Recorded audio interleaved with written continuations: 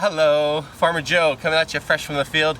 Here we're practicing some no-till transitions in our fields.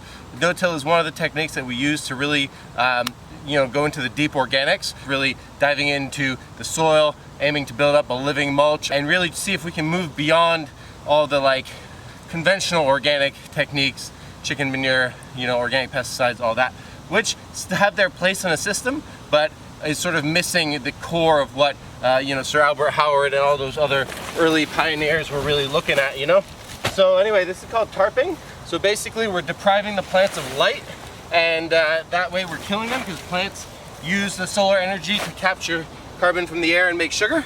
And we're also creating a human microclimate where all the soil microbiology and the earthworms will just go crazy and eat up all the matter. In about 2 weeks we're going to take this off and plant spinach here, because these were lettuce beds, so we don't want to do lettuce on lettuce. So here we have a bed of spinach that got mowed. This is going to become late lettuce. We got a bed of beets. That's also a chenopod in the same family. We don't want to do spinach after beets. So these are the types of things we're thinking as we're transitioning to winter. So really important, if you're transitioning in winter, 3 steps. Make sure you have a good healthy bounty of root crops if you want to survive through the winter. Root crops are really the core of your caloric intake as a Nordic eater. And second thing, get your cold room ready. You're going to need space to store these root crops and cabbages and all this at their appropriate temperature. Most veggies like to be between 0 and 4 degrees Celsius with 90% humidity. So you're going to need sufficient space. Some people store it in sand or in perforated plastic bags, works well too. So they need to be able to breathe but not to lose all their moisture. And the third thing is make sure you've got all your seeds ready for fall planting, and that you know what's going where, what your fall sequences are going to be, because here we're coming into mid-August, so we're getting to the limit cutoff date for lettuce, kale, and cilantro. You can still plant those 3 veggies mid-August, transplanted lettuce, not direct seeded, transplanted lettuce.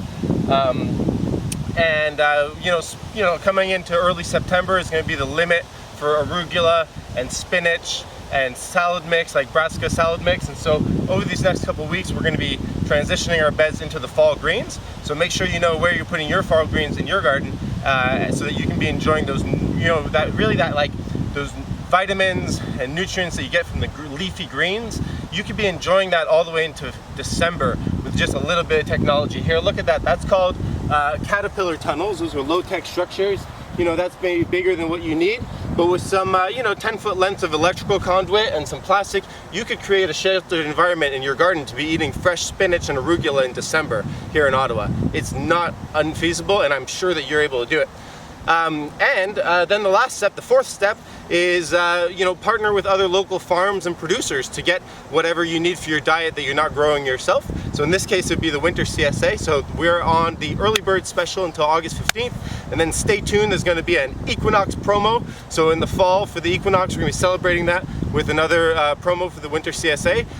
So head on over to the website and sign up for the winter CSA, where we'll have greens from our fields, greens from our greenhouse, greens from other farmers, root crops, microgreens, local goodies like sauerkraut, because preserves are very important. That's another thing to be doing to get ready for winter, because this is a time of year of abundance. So traditionally this was a time to really focus on getting that last bump of growth in, seeding the last turnips, getting as much as you could in the ground, making sure your crops are weed free so that you can store a lot of food throughout the winter. It's also the time of canning. So if you want some canning tomatoes in August and September, check it out on our website. It's called Pre-Order Bulk Tomatoes. Anyway, that's what we're doing to get ready for winter, and I'm going to finish tarping this bed, and I'll catch you on the flip side.